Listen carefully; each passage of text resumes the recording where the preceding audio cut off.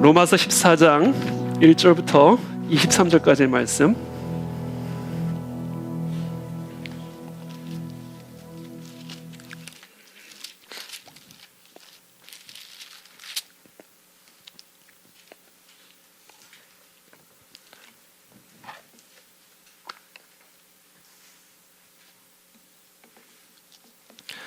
로마서 14장 1절부터 23절까지의 말씀, 우리 한 절씩 여러분들이 교독하겠습니다. 저부터 읽겠습니다. 믿음이 연약한 자를 너희가 받되 그의 의견을 비판하지 말라.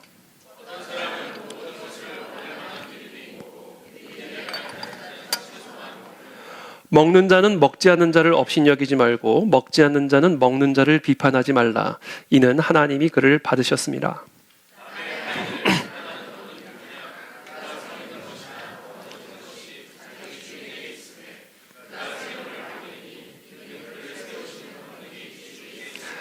어떤 사람은 이 날을 전날보다 낮게 여기고 어떤 사람은 모든 날을 같게 여기나니 각각 자기 마음으로 확정할지니라.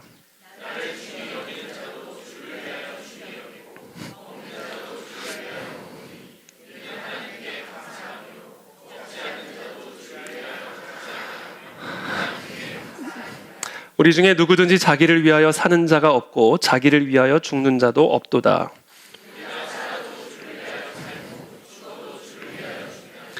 그러므로 사나죠. 이를 위하여 그리스도께서 죽었다가 다시 살아나셨으니 곧 죽은 자와 산 자의 주가 되려 하심이라.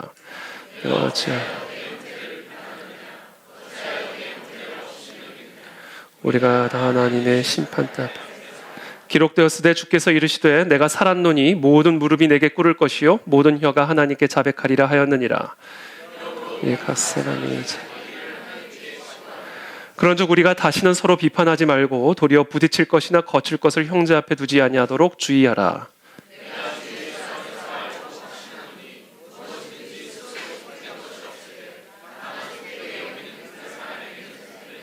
만일 음식으로 말미암아 네 형제가 근심하게 되면 이는 네가 사랑으로 행하지 아니함이라. 그리스도께서 대신하여 죽으신 형제를 내 음식으로 망하게 하지 말라. 하나님의 나라는 먹는 것과 마시는 것이 아니요 오직 성령 안에 있는 의와 평강과 희락이라. 사람에게도 칭찬을. 그러므로 우리가 화평의 일과 서로 덕을 세우는 일을 힘쓰나니 음식으로 말미암아 하나님의 사업을 무너지게 만물이 다 깨끗하되 거리낌으로 먹는 사람에게는 악한 고기도 먹지 아니하고 포도주도 마시지 아니하고 무엇이든지 네 형제로 거리끼게 하는 일을 아니함이 아름다우니라. 내게 있는 믿음을 하나님 앞에 스스로 가지러 가세요. 자기가 옳다는 바로 자기를 정죄하지 아니하는. 함께 읽습니다. 의심하고 먹는 자는 정죄되었나니 이는 믿음을 따라 하지 아니하였기 때문이라. 믿음을 따라 하지 아니하는 것은 다 죄니라. 아멘. 형제를 비판하지 말라라는 주제를 가지고 오늘 로마서 강의 48번째 말씀 함께 나누겠습니다. 바울은 로마라고 하는 거대한 국제 도시에 살고 있는 그리스도인들에게 지금 편지를 쓰고 있습니다. 국제 도시였고 세계 최고의 도시였죠. 당시 로마는. 그리고 그들 중 다수, 그 국제 도시에 살고 있는 그리스도인들 가운데 다수는 철저하게 이교적인 배경을 갖고 있는 이방인 그리스도인들이었고요. 또 다른 부류는 바울과 같은 유대인 배경을 갖고 있는 유대인 그리스도인이었습니다. 이들 모두가 예수를 믿는 그리스도인이 되어서 한 교회가 되었지만 이 두 집단 사이에는 엄청난 차이가 존재하고 있었습니다. 먼저 유대인 그리스도인과 이방인 그리스도인들은 매우 서로 다른 문화적 또 종교적 배경을 가지고 있었습니다. 이방인 그리스도인들은 늘 그래왔듯이 푸주간에서 어떤 고기든지 다 사 먹을 수 있다고 생각한 반면에 유대인 그리스도인들은 그런 고기는 부정하기 때문에 먹으면 안 된다. 그것은 우상 숭배다라고 생각을 했습니다. 또한 유대인 그리스도인들은 늘 하던 대로 율법을 지키고 안식일을 철저하게 지켜야 된다라고 생각한 반면에 이방인 그리스도인들은 그 모든 것에 대해서 전혀 개의치를 않았습니다. 이방인 그리스도인들은 어떤 음식을 먹든 그 음식이 자신의 구원과는 아무런 상관이 없다는 사실을 잘 알고 있었습니다. 그래서 스스로 믿음이 강한 사람, 믿음이 좋은 사람이라고 생각했던 것 같습니다. 반면에 유대인 그리스도인들은 여전히 유대교의 관습에 집착하여 불결한 고기들을 먹는 것을 자신의 구원과 직결된 문제, 자신의 의로움과 직결된 문제라고 생각을 했습니다. 그래서 이 이방인 그리스도인들은 그런 유대인 그리스도인들을 믿음이 연약한 사람, 그렇게 생각을 했던 것 같습니다. 자, 이런 문화적, 종교적 배경의 차이, 이것은 이 교회 안에서 많은 불화와 분쟁을 야기했습니다. 그래서 사도 바울은 오늘 본문을 이렇게 시작합니다. 믿음이 연약한 자를 너희가 받되, 그러니까 유대교의 그 교리, 유대교적 율법에 집착하고 있는 그 믿음이 연약한 유대인 그리스도인들을 너희가 받되, 그러나 그 의견을 비판하지는 마라. 어떤 사람은 모든 것을 먹을 만한 믿음이 있는 것이고, 그러나 믿음이 연약한 자는 여전히 채소만 먹느니라. 그러므로 먹는 너희 이방인 그리스도인들은 그 먹지 않는 유대인 그리스도인들을 업신 여기지 말고, 또 먹지 않는 믿음이 연약한 유대인 그리스도인들은 그것을 마음껏 먹는 믿음을 가지고 있는 이방인 그리스도인들을 비판하지 마라. 왜? 하나님이 그들을 다 받으셨기 때문이다라는 거예요. 하나님이 받으신 사람들을 너희가 거부를 하면 그것은 하나님을 거부하는 것이기 때문에 이것은 심각한 죄다. 심각한 일이다. 이게 사도 바울의 권면이에요. 오늘날 우리 교회 안에도, 오늘날 우리의 교회들 안에도 이와 동일한, 물론 이슈는 다르지만 이런 동일한 관점의 차이, 생각의 차이, 관습의 차이, 배경의 차이로 인한 갈등과 분쟁들이 있습니다. 저희 교회, 그 안에 진리교회 개척 초기에 몇십 명 모이지 않았을 때, 그때 처음 이제 순장님들이 몇 분 안 계셨죠, 당시. 순장님들이 다 순원이고 막 그랬습니다. 그때 이제 처음 저희가 이제 회의를 하는데 논쟁이 붙었어요. 온라인 헌금이 헌금이냐? 그거예요. 아니, 어떻게 헌금을 온라인으로 하냐? 헌금 함회해야지. 그랬더니 또 한 분이 왜 온라인 헌금이 헌금이 아니냐? 얼마나 편하고 자동 이체해 놓으면 잊어먹지도 않고, 특히 큰 액수를 하게 되면 안전하고, 얼마나 유익하고 편하고 좋으냐.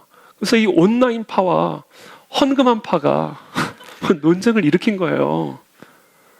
논쟁이 근데 평행선이야, 평행선. 온라인 헌금은 헌금 아니라는 거예요.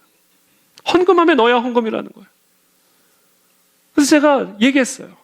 그만하시라고. 헌금을 합시다. 그랬어요. 헌금을 하는 게 중요하지. 통성파와 침묵파가 있습니다. 어떤 분은 샤우팅을 해야 돼요. 그래야 기도가 되고 하나님이 들으실 것 같아. 조용히 하면 졸립고 기도도 잘 안 돼. 뭐가 맞는 문제가 아니에요. 그건 그냥 습관의 문제고 기질의 문제고, 항상 문제가 있죠. 통성으로 기도하면 침묵으로 기도하는 분은 방해가 되고, 그렇다고 침묵으로 기도하자 그러면 통성 기도해야 되는 분은 너무 답답하고.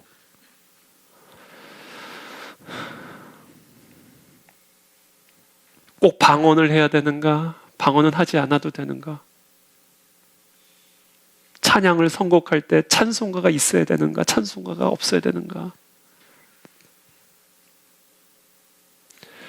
그러니까 교회 안에서도 이와 같은 이슈들, 음식, 지금 이 초대교회, 로마 교회와 같은 그런 음식의 문제는 아닙니다만, 이런 교회 안에 분쟁과 갈등을 야기할 수 있는 문제들은 얼마든지 많이 있죠. 저희 교회 이제 창립을 했을 때 마침 그때 박근혜 대통령이 탄핵당했을 때인데, 탄핵 찬성파와 탄핵 반대파.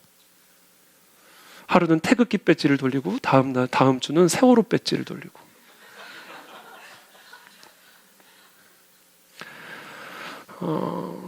코로나가 터졌을 때 코로나 정부 지침을 따라가야 되는 게 교회의 덕이라고 생각하는 사람이 있고, 그것은 예배의 자유를 제한한다. 백화점은 열었는데 왜 교회는 못하게 하냐? 왜 앞뒤가 맞지 않는 말을 하냐? 예배의 자유를 수호하자. 이게 교회 안에서는 앞으로 끊임없이 이런 갈등과 분쟁의 문제들은 계속해서 나올 겁니다. 왜? 관점은 다 다르기 때문에 그래요. 코로나 때 하얀 신을, 유튜브 검열 때문에 이렇게 표현한 걸 양해해 주세요. 하얀 신을 하얀 신을 신는 게 아니라 하얀 신을 맞아야 되냐, 하얀 신을 맞지 말아야 되냐. 마치 하얀 신을 맞으면 믿음이 없는 것처럼 느껴지고, 왜 분위기를 그런 식으로 조성하냐? 하얀 신을 맞는다고 왜 내가 믿음이 없는 거냐? 하얀 신을 맞으면 안 된다고 생각하는 사람들 사이에서도 이거는 딥스테이트의 이거는 계략이다. 조종당한다. 그런 건 아니고 그냥 의학적으로 검증이 되지 않았기 때문에 사람 픽픽 쓰러지는 거 봐라. 위험하니까 맞지 말라는 거다. 파와. 의학파와 딥스테이트파. 선거가 일어날 때마다 부정선거파와 부정선거가 아니다는 파. 아주 제가요. 참 이게 어렵습니다. 이게 왜 그러냐면 워낙 다양한 관점을 갖고 있는 사람들이. 그리고 어떤 문제를 할지라도요. 사람들의 관점은 일치할 수가 없기 때문에 그래요. 교회 안에는 정치적으로 보수적인 그리스도인들도 있고, 정치적으로 보수적이면서 약간 진보적인 분들도 있고, 진보적이면서 약간 보수적인 분들도 있고, 완전히 진보적인 분들도 있고, 신학적으로 개혁주의적인 그리스도인들도 있고, 오순절적인 그리스도인들도 있고, 부유한 그리스도인들도 있고, 상대적으로 부유하지 않은 그리스도인들도 있고, 믿음이 정말 좋은 그리스도인들도 있고 믿음이 약한 그리스도인들도 있고. 그러니까 믿음이 약한 사람이 믿음 좋은 사람 하는 거 보면 막 불안해 미치는 거죠. 오병이어로 수천 명을 어떻게 먹이겠다는 거야 지금. 믿음이 좋은 사람이 볼 때는 믿음이 그냥 저래가지고 무슨 하나님의 일을 하겠다는 거야. 이게 교회는요, 이와 같은 다양한 이유로 문제로 갈등과 분쟁의 소지는 항상 있습니다.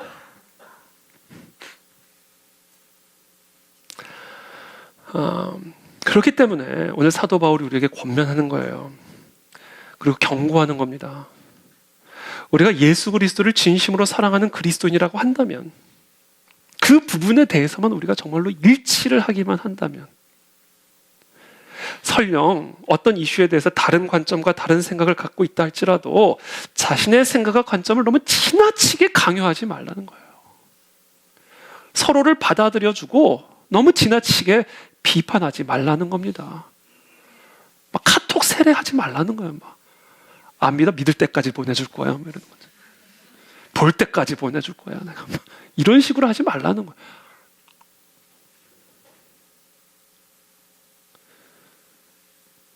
그리스도를 믿는 것으로 하나가 되면 다른 것은 다 열어두라는 거예요. 비판하지 말라는 거예요. 왜냐하면 하나님의 나라는, 오늘 14장 전체의 결론을 17절에서 사도 바울이 말합니다. 하나님의 나라는 먹는 것과 마시는 것이 아니요 오직 성령 안에 있는 의와 평강과 희락이라. 먹고 마시는 문제로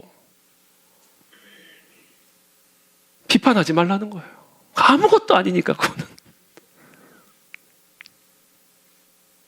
19절에 말하면, 그러므로 우리가 화평의 일과 서로 덕을 세우는 일을 힘쓰나니. 교회는요, 화평한 일에 힘을 써야 된다는 거예요. 비판하는 일에 힘쓰지 말고, 자기 주장 다른 사람에게 강요하는 일에 힘쓰지 말고 화평한 일에 집중해야 된다는 거예요. 화목이 깨지면 교회는 깨진다는 겁니다. 그러면서 이어서 이렇게 얘기하죠. 음식으로 말미암아, 20절에 하나님의 사업을 무너지게 하지 마라.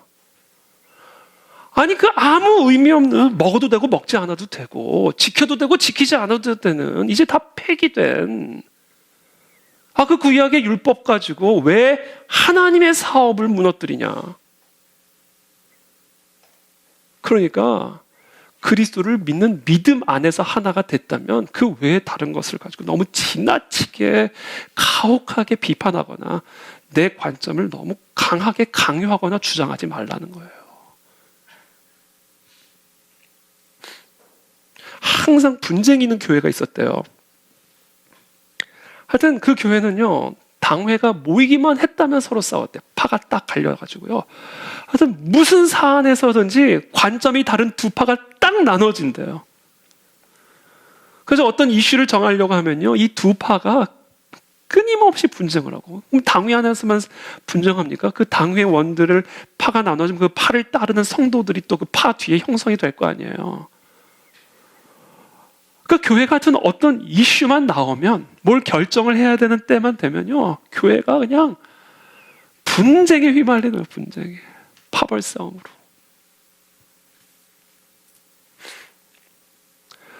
그래서 도대체 싸우지 맙시다. 분쟁하지 맙시다. 응? 아니, 카페트 까는 거 하나 가지고. 어떤 쪽은 푸른 초장파기 때문에 초록색으로 깔아야 된다고. 어떤 사람은 붉은 보혈파기 때문에 빨간 카페트. 예를 들면 그렇다는 거예요. 강대상 하나, 피아노 하나 움직이는 것도요. 그러니까 이게 뭐가, 교회가 한 발자국도 움직이지 못하는 거예요. 싸우느라고. 왜 그런 교회들이 한국에 부지기수입니다.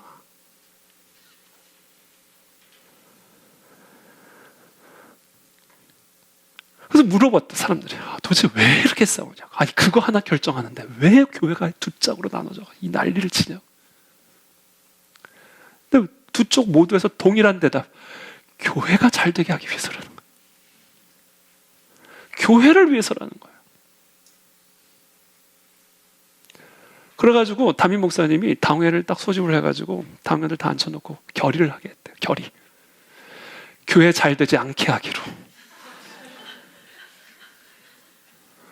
우리 교회 잘 되게 하지 맙시다.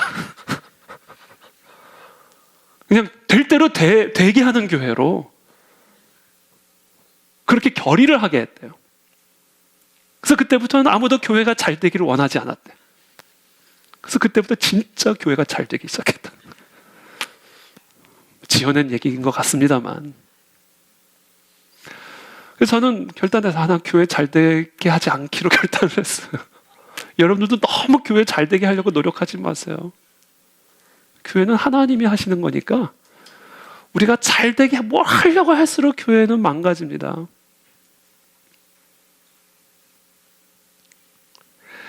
그러니까 교회가 잘 되려면요, 화평해야 돼요. 화목해야 된다고요.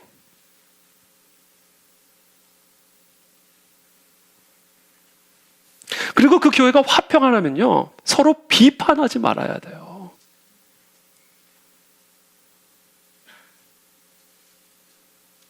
이것이 오늘 본문 전체에서 사도 바울이 강조하고 가르치고 있는 핵심입니다. 사도 바울은 이 가르침을 더욱 강조하기 위해서 우리가 이 가르침을 매우 심각하게 받아들여야 하는 이유를 이제 제시를 합니다. 첫 번째, 하나님께서 우리 모두를 다 받아들이셨기 때문이라는 거예요. 14장 3절이죠. 먹는 자는 먹지 않는 자를 없이 여기지 말고 먹지 않는 자는 먹는 자를 비판하지 말라. 이는 하나님이 그를 받으셨습니다. 하나님이 받은 사람을 왜 당신이 거부하냐라는 거예요. 그것은 그 사람을 받으신 하나님을 거부하는 짓이다라는 거예요. 그들이 유대인이든 이방인이든 백인이든 흑인이든 남성이든 여성이든 세리든 창녀든 그들이 진정으로 예수는 그리스도시요 살아계신 하나님의 아들이시며 그리스도의 대속의 은혜로 말미암아 하나님의 의롭다함을 얻게 되었음을 믿기만 한다면 하나님은 그들 모두를 하나님의 자녀로 받으셨다라는 거예요.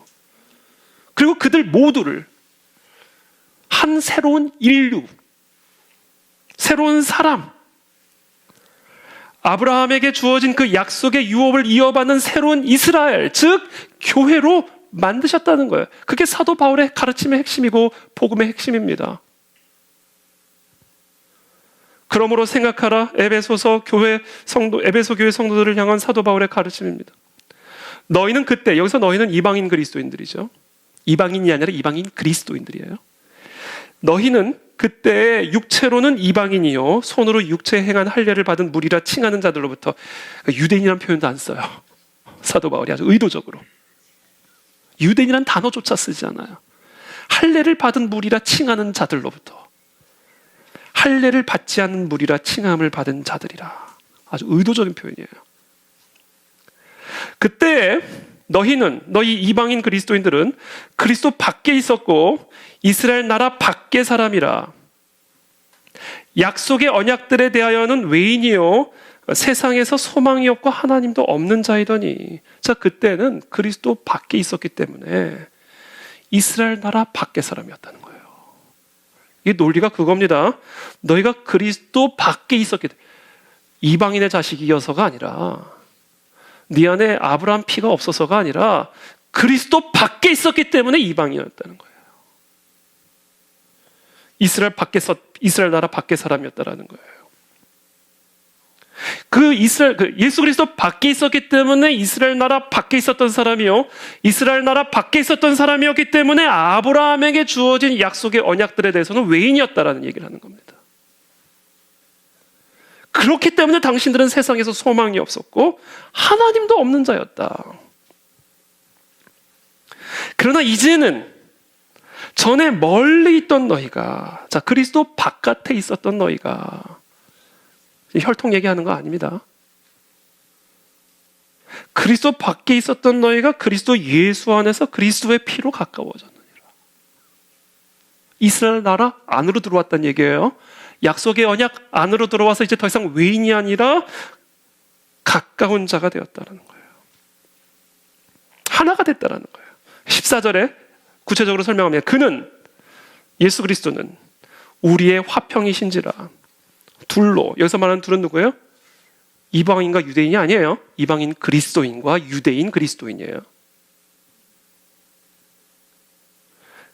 우리의 화평, 둘로 하나를 만드사 원수된 것, 곧 중간에 막힌 담을 자기 육체로 허시고, 그리스도로 말미암아 그리스도를 믿는 이방인 그리스도인과 유대인 그리스도인들이 이제는 하나가 됐다라는 거예요. 근데 그 담을 왜 자꾸 세우냐는 거예요. 하나님이 허문 담을 음식으로, 절기로, 할례로. 15절에 법조문으로 된 계명의 율법을 폐하셨으니,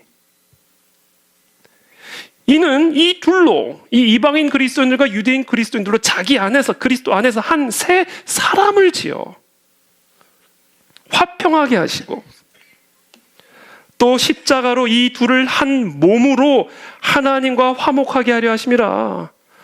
원수된 것을 십자가로 소멸하셨는데 왜 당신들은 다시금 그 원수된 것을, 십자가가 소멸한 것을 다시금 세우려 하느냐? 그것은 십자가를 소멸시키는 무시무시한 죄다라는 얘기를 하는 거예요. 왜 그리스도가 자기 몸으로 허문 담을 왜 자꾸 음식과 절기의 문제로 다시 세우냐는 거예요. 그는 그리스도의 육체를 허무는 일이라는 겁니다.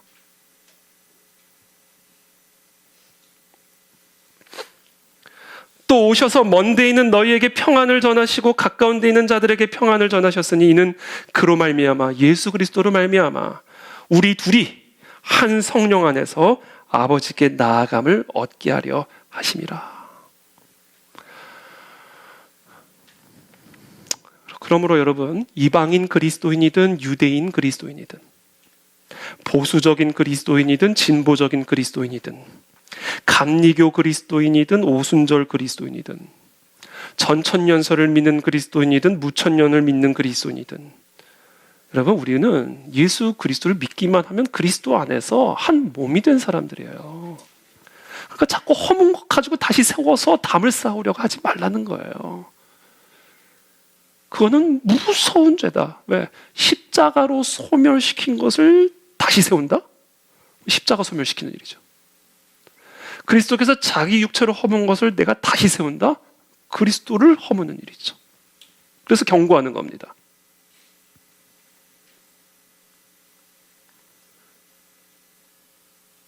그러므로 만약 특별히 이 음식이나 절기와 같은 문제를 가지고 나와 다른 관점과 생각을 갖고 있는 그리스도인들이 있다고 하더라도, 그들이 정말로 진정한 그리스도인이라면 그들을 거부하거나 비판하지 말라. 만약에 그렇게 한다면 그것은 그들을 받으신 하나님을 거부하는 것이고 십자가를 소멸시키는 일이다. 두 번째 이유를 4절에서 이야기를 합니다. 왜 우리가 형제를 비판하면 안 되는가? 4절 말씀 다 함께 읽어보겠습니다. 시작.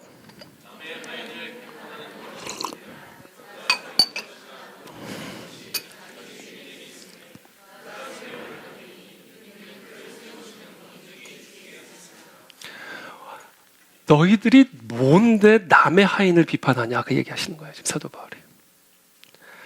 아니, 남의 하인을 당신이 왜 뭐라고 비판하냐는 거예요. 이 하인을 세운 주인이 있고 그 주인의 권위 아래 있는 이 하인을 당신이 도대체 무슨 권위로 함부로 비판하냐, 왜 주제 넘는 일을 하냐는 거예요. 그러니까 하나님이 받으신 자들을, 하나님이 하나님의 자녀로 받으신 자들을 내 생각과 내 관점과 다르다고 해서 우리가 함부로 비판하거나 업신여기는 짓은 그건 주제넘는 짓이다라는 거예요.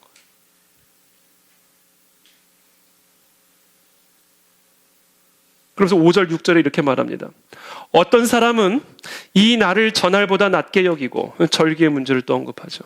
그러니까 어떤 사람은 이 날을 전날보다 낮게 여기고 어떤 사람은 모든 날을 같게 여기나니 각각 자기 마음으로 확정하고 믿고 싶은 대로 믿으면 된다는 거예요.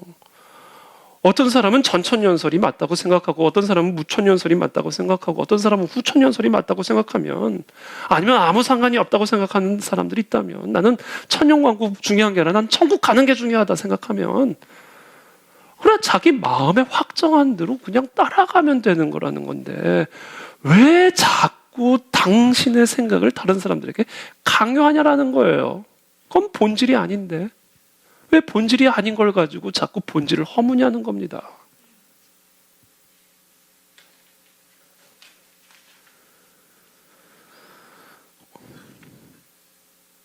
음식 문제이든 절기 문제이든 이젠 그건 본질적인 이슈가 전혀 아니에요. 본질은 예수 그리스도입니다. 예수 그리스도를 우리의 구원자로 믿는 믿음만 일치한다면 그 외의 것들은 여러분 마음대로 하세요. 여러분들이 믿고 싶은 대로 믿으세요. 이 음식 먹고 싶으면 먹으시고 이 음식 거부하고 싶으면 거부하세요. 단 그리스도를 믿는 믿음으로 하세요.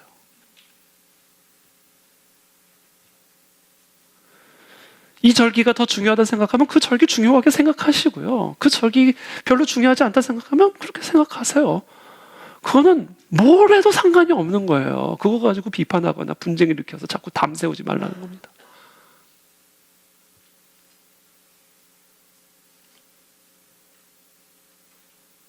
왜냐하면 음식과 절개에 관한 구약의 모든 율법은 예수 그리스도로 말미암아 폐기됐기 때문에,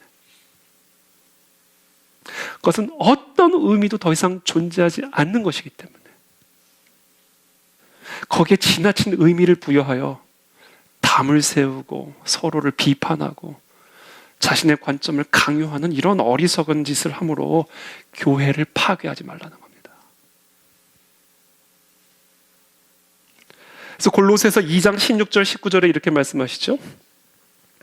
그러므로 먹고 마시는 것과 절기나 초하루나 안식일을 이유로 누구든지 너희를 비판하지 못하게 하라. 비판을 거부하라는 거예요. 이것들은 장래일의 그림자이나 몸은 그리스도의 것이니라. 그건 다 그림자인데 왜 그 그림자를 가지고 그리스도의 몸된 교회를 치냐는 거예요. 도대체 아무도 꾸며낸 겸손과 천사 숭배를 이유로 너희를 정죄하지 못하게 하라. 그가 그 본 것에 의지하여 그 육신의 생각을 따라 헛되이 과장하고,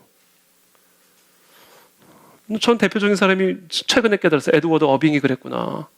자기가 본 거를 가지고 과장을 해서 성령의 계시, 사도의 권위를 막 부여를 해버리고, 그리고는 사람들로 하여금 머리를 붙들지 아니하는지라. 머리를 붙들어야 되는데 자기가 생각하고 자기의 계시를 막 과장을 해서 사람들로 하여금 그림자 붙들고 신앙생활하게 만드니까. 그리고 그 그림자를 막 강요하고 그 그림자를 붙잡지 않은 사람을 막 비판하면서 몸을 훼손하니까 머리를 붙들라 그 얘기하시는 거예요 지금. 그림자 갖고 그만 싸우고 그림자 갖고 그만 비판하고 머리를 붙들어라 머리를 그 얘기하고 계시는 거예요. 머리. 왜냐하면 모든 영양분은 머리로부터 나오는 거지 그림자로부터 나오는 게 아니니까. 그림자가 말을 합니까? 그림자가 뭐 행동을 합니까? 그림자가 뭡니까? 그림자는 아무것도 아니잖아요. 온몸이 머리로 말미암아 마디와 힘줄로 공급함을 받고 연합하여 하나님이 자라게 하심으로 자라는 일. 교회는요 그림자에 묶여 있어가지고 그림자 때문에 싸우고 분쟁하는 교회는요 이건 죽게 되어 있어요. 왜? 영양분은 머리로부터 나오는 거거든요. 그러니까 그림자는 어떤 그림자든 잡고 싶은 거 잡고 우리는 다 함께 한 마음 한 뜻으로 머리 붙들고 나가야 된다는 거예요. 그래야 거기서부터 모든 영양분들이 마디마디마다 힘줄마다 흘러들어와서 교회가 세워지고 교회가 살아나고 교회가 하나님의 군대로 세워지는 겁니다. 제가 지금 이런 책들을 여러분들에게 권면하는 게 그 노력하자는 겁니다. 지금 머리 붙들자는 거예요. 머리.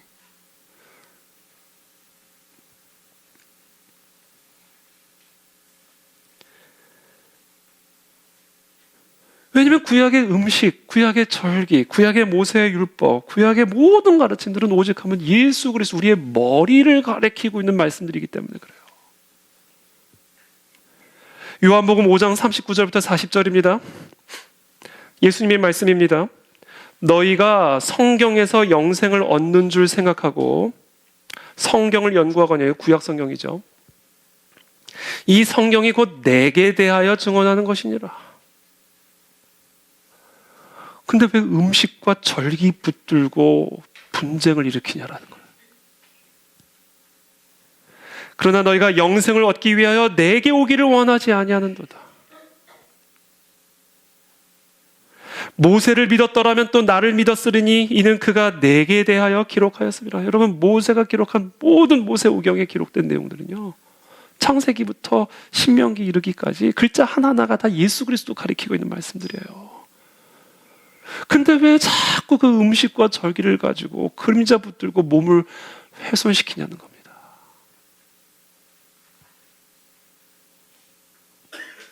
그러니까 자꾸 음식과 절기로 가지 말고 그리스도께로 오라는 거예요. 그리스도 안에서 그리스도의 인격적인 교제 안으로 들어오라는 겁니다. 그래서 7절에 이렇게 말합니다. 우리 중에 또 7절부터 9절까지 다 함께 읽어보겠습니다. 시작.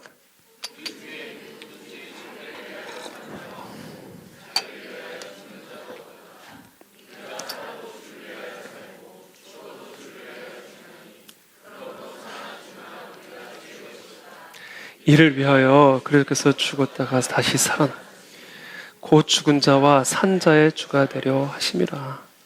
살아있으나 죽은 자나 다 주의 것입니다. 그럼 우리는 무엇을 먹든지 무엇을 마시든지 어떤 절기를 지키든지 우리는 다 하나님의 영광을 위해서 그리스도의 몸된 교회를 위해서 하는 거예요. 그거 가지고 그리스도의 몸된 교회 하나님의 사업을 왜 허무냐. 이거는 심판받을 짓이다. 그래서 결국 우리 모두는 다 하나님의 심판대 앞에 서게 될 것임을 아주 엄정하게 경고하죠. 10절부터 12절까지 또 함께 한번 읽어보겠습니다. 시작.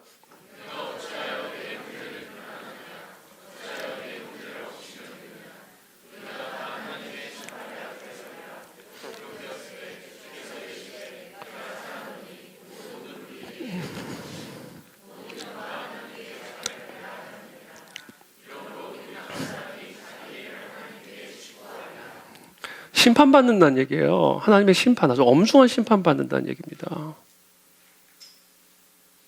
왜? 그림자로 몸을 치니까.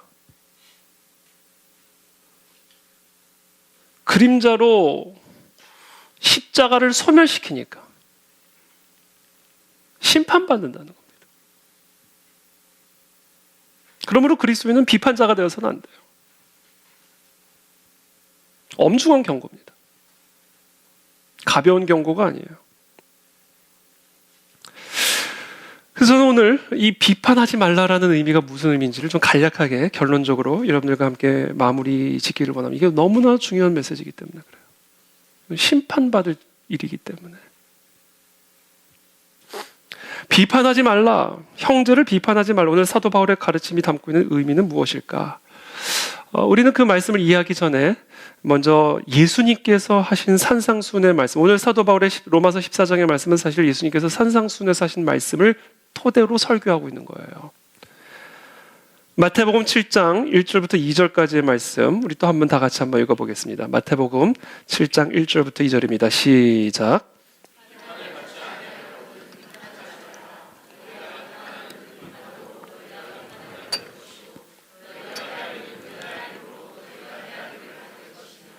아멘. 그러니까 오늘 사도 바울이 그리고 오늘 예수 그리스도께서 마태복음 7장과 로마서 14장에서 형제를 비판하지 말라. 이 말씀이 담고 있는 이 진정한 의미가 무엇일까? 이것을 이해하는 것은 너무나 중요합니다. 왜냐하면 하나님의 심판과 직결된 문제이기 때문에 그래요.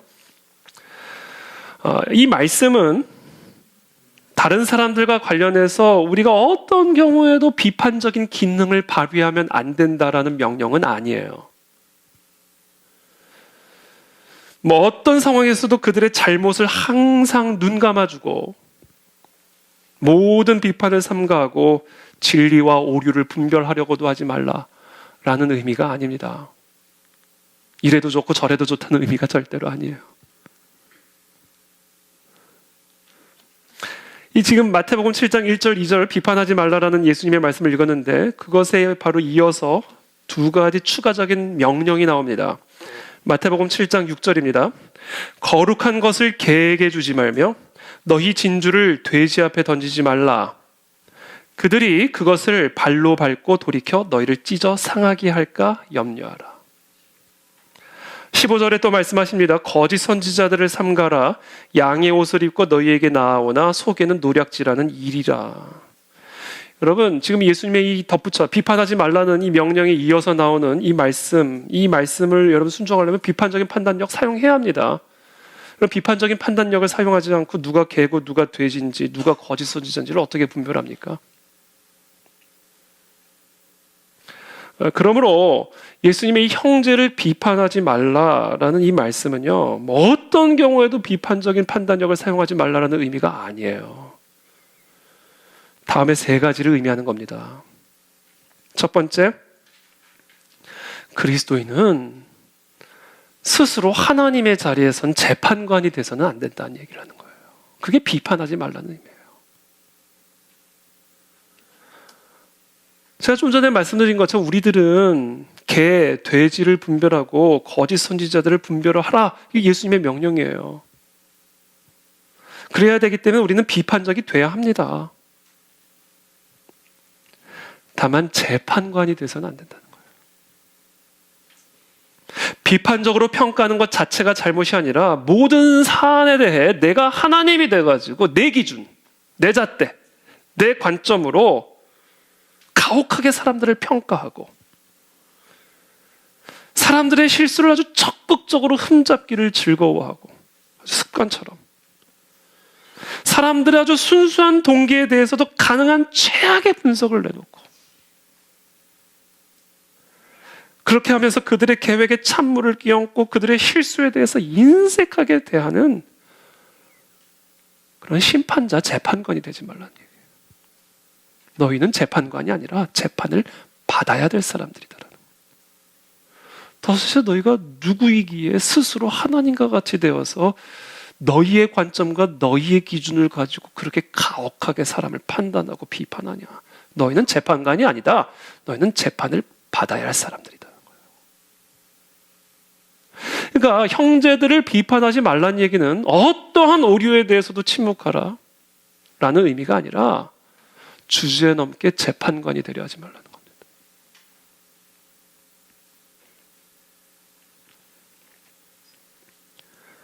그것은 스스로 하나님 노릇을 하려고 하는 죄다. 두 번째, 형제를 비판하지 말라는 이야기는 그리스도인은 위선자가 되어서는 안 된다라는 의미예요. 마태복음 7장 1절부터 계속 제가 한번 다시 읽어드릴게요. 비판을 받지 아니하려거든 비판하지 말라.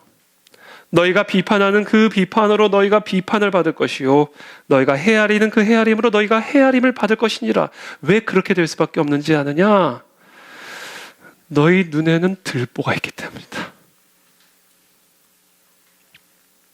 어찌하여 형제의 눈 속에 있는 티는 보고 네 눈 속에 있는 들보는 깨닫지 못하느냐? 보라, 네 눈 속에 들보가 있는데 어찌하여 형제에게 말하기를 나로 네 눈 속에 있는 티를 빼게 하라 하겠느냐? 그러니까 너는 비판하는 순간 위선이야. 네가 누군가를 비판하는 순간 너는 위선자가 되는 거야. 그래서 너는 비판을 받을 수밖에 없어. 그러니까 하지 마. 그 얘기하는 거예요.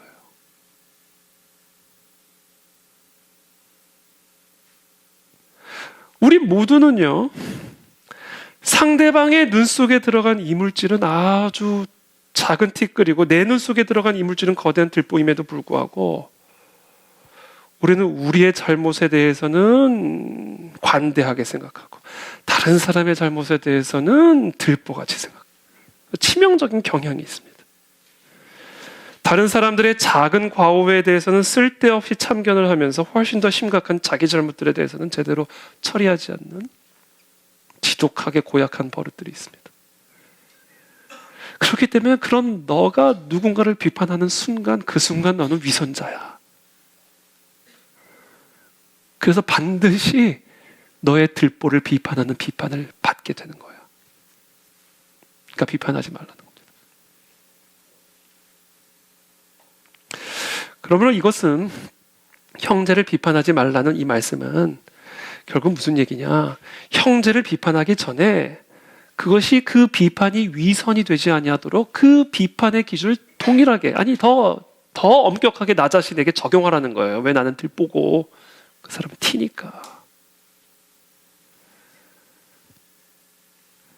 그 기준을 더 엄격하게 나한테 적용한 다음에 티를 빼줘라. 그러므로 예수님께서 비판하지 말라는 말씀은 첫 번째, 재판관이 되지 말라. 재판관은 하나님 한 분이다. 너는 다 재판 받아야 될 사람들이다. 그러니까 너희의 기준을 절대화하고 너희의 관점을 절대화하여 그것을 가지고 다른 사람들의 관점을 가혹하게 비판하거나 흠잡거나 그렇게 하지 말라는 거예요. 그는 하나님을 거부하는 짓이다. 하나님이 되려고 하는 짓이다. 두 번째, 비판하지 마라. 비판하는 순간 너는 위선자다. 왜? 너희 안에는 들보가 있으니까. 그러면 어떻게 해야 된다? 들보를 빼고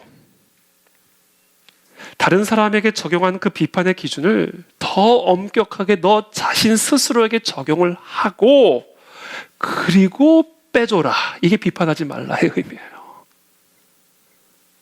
비판을 하되 너는 더 큰 죄인이요. 너는 더 큰 들보를 가진 사람이라는 스스로에게 비판적인 의인의 입장이 아니라 더 큰 죄인이요. 더 큰 문제를 안고 있는 가난하고도 겸손한 심령을 가지고 뽑아야 제대로 뽑아주지 않겠니? 그 말씀을 하시는 거예요. 그러니까 형제를 비판하지 말라는 얘기는 재판관이 되지 말고 위선자가 되지 말아야 세 번째, 제대로 뽑아내줄 수 있다. 진짜 형제가 되어줄 수 있다.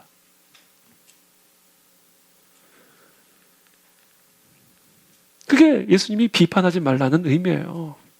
다른 사람이 잘못된 길로 가고 있는데 비판하면 안 돼. 다른 사람이 죽음의 길로 가고 있는데 비판하면 안 돼. 그 얘기를 하시는 게 아니에요. 먼저 너부터 생명의 길로 가고 너부터 진리의 빛 가운데 서고 사실은 너는 저 사람보다 더 큰 들보를 안고 있는 죄인이라는 사실을 인정하고 그렇게 겸손하게 뽑아줘야 뽑아지지 않으면 눈 찌른다는 거예요. 눈 찌른다. 여러분 눈에 병이 나가지고 안과를 갔는데 안과 의사가 소경이에요. 그럼 그 안과에서 치료를 받으시겠어요? 아니죠. 눈에 있는 틱을 뽑아내겠다고 그냥 눈 뽑아내죠. 내 눈에 들보가 있으면요, 다른 사람의 티를 뽑아줘서도 안 되고 뽑아줄 수도 없어요. 티를 뽑는 게 아니라 눈을 뽑아버리니까. 그런 비판을 하지 말라는 거예요. 왜 눈을 뽑냐는 거야. 티를 뽑아줘야지. 그게 진짜 형제지. 예수님의 가르침은 그거예요. 그래서 예수님의 그 산상수훈의 마태복음 7장 5절의 결론이 이겁니다. 다 함께 읽어보겠습니다. 시작. 외식하는 자.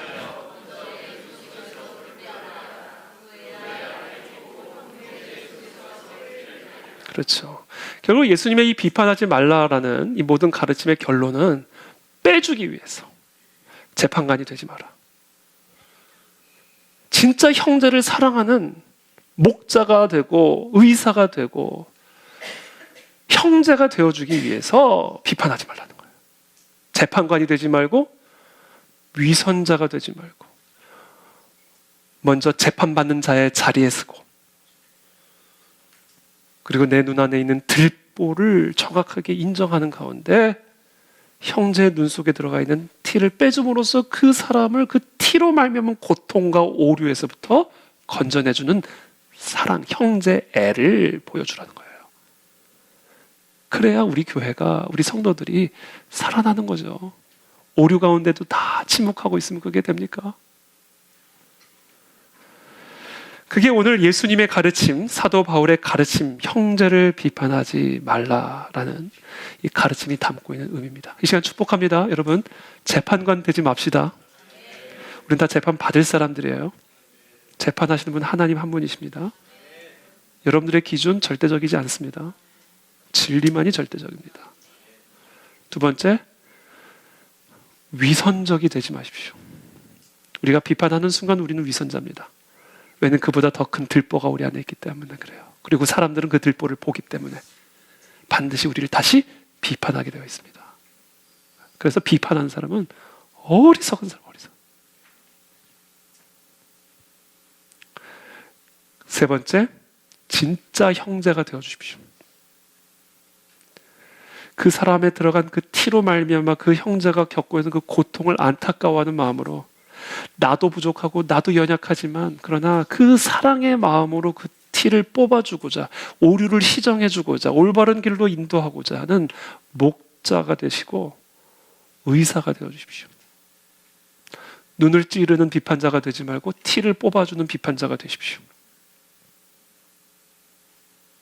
그것이 오늘 사도 바울의 가르침, 예수님의 가르침이 담고 있는 의미입니다. 말씀을 맺겠습니다. 5세기 콘스탄티노플의 대주교였던 요하네스 크리소스톰은 죄를 지은 어떤 사람을 언급하면서 이렇게 말했습니다. 그를 바로 잡으라. 하지만 원수로서 혹은 벌을 강요하는 적으로서가 아니라 의수를 제공하는 의사로서 그렇게 하라. 구조하고 회복시키기를 간절히 원하는 사랑 많은 형제로서 그렇게 하라. 우리는 종종 다른 사람들에게 하는 것처럼 우리 자신에 대해서 비판적일 필요가 있고요. 또 우리 자신에게 언제나 우리가 대하는 것처럼 다른 사람들에게 관대할 필요가 있습니다. 그리고 그때 비로소 우리는 다른 형제들의 눈에 들어가 있는 그 티를 빼내어서 바로 잡아줌으로써 진정으로 형제를 사랑하고 섬기는 아름다운 비판자, 사람을 절망케 하는 비판자가 아니라 오히려 소망을 주는 비판자, 사람을 죽이는 비판자가 아니라 오히려 살리는 비판자, 교회를 파괴하는 비판자가 아니라 교회를 세우는 비판자가 될 수가 있는 것입니다. 그런 거룩한 비판자로 우리가 우리의 삶에 세워지게 되기를 예수님의 이름으로 축복합니다. 기도하겠습니다.